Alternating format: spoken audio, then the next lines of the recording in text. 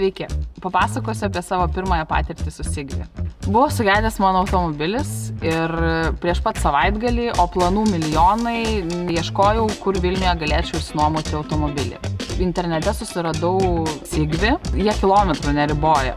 Taigi atsisiunčiau telefone programėlę, kas irgi labai faina, nes nereikia važiuoti kažkur į miestą, į ofisą, pildyti dokumentų, kreditinės, ten savo palik duomenų. Užsiregistravau, tada reikėjo nufotkinti vairuotojo pažymėjimą. Greitai labai patvirtino. Išsirinkau labai fainą automobiliuką, Dacia.